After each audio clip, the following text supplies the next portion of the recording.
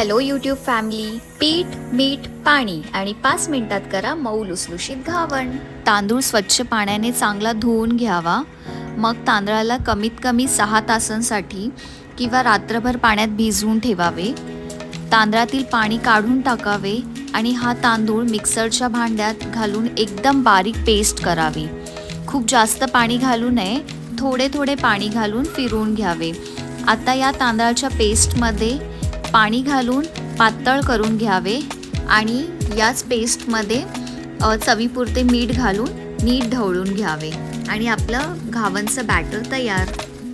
आज मी घावण करण्यासाठी भिड्याचा तवा वापरत आहे. सो भिड्याच्या तव्याला नीट तेल लावून चांगले गरम करून घ्यावे. जर आपला तवा नीट गरम झाला नाही तर घावण चिटकू शकतात किंवा उलटण्यामध्ये नीट घावण येणार नाही. तयार मिश्रण एकदा नीट ढवळून घ्यावे. ढवळून घेतले नाही तर वरती पाणी आणि खाली तांदळाचा जो बारीक रवा असतो तो तसाच राहील. आणि त्यानंतर स्लोली बॅटर तव्यावरती घालून घ्यायचे आहे. बॅटर तव्यावरती घातल्यानंतर गॅसची फ्लेम लो टू मीडियम करायची आहे आणि त्यानंतर झाकण मारून एक ते 2 मिनटं घावण शिजू द्यायचे.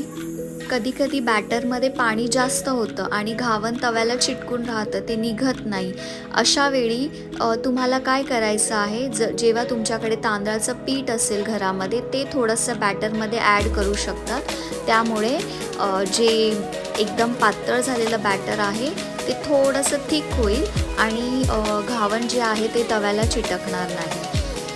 पण आपलं बॅटर परफेक्ट झालेलं आहे आणि इझिली घावण तव्यामधून निघालेलं आहे. अजून एक घावण मी करून दाखवते तुम्हाला.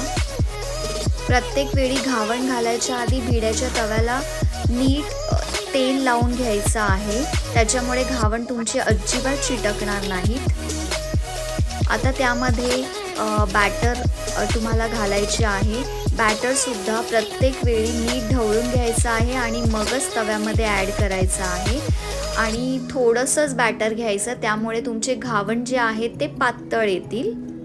सेम प्रोसेस फॉलो करायची आहे. झाकण मारून 2 मिनटं शिजू द्यायचं आहे. अशाच प्रकारे अजून एक गरमागरम जाळीदार घावण तयार. जर समजा आपल्याकडे तांदळाचं पीठ नाही आहे आणि घावणचं पीठ जे आहे ते पातळ झालं आहे, अशा वेळी आपण काय करायचं, तर घावणचं पीठ जे आहे ते एका ठिकाणी ठेवून सेटल होऊ द्यायचं. त्यामुळे काय होईल, जो रवा आहे तांदळाचा तो खाली बसेल आणि पाणी जे आहे ते वरती येईल आणि ते आपण थोडंसं पाणी गाळून काढू शकतो. इथे तुम्ही बघू शकता किती सुंदर घावण तयार झालेले आहेत. आपण हे घावण नॉनव्हेज किंवा चटणीसोबतही खाऊ शकतो.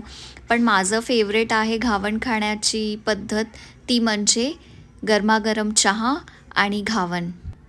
तुम्ही नक्की ट्राय करा आणि व्हिडिओजला भरभरून प्रेम द्या. थँक्यू.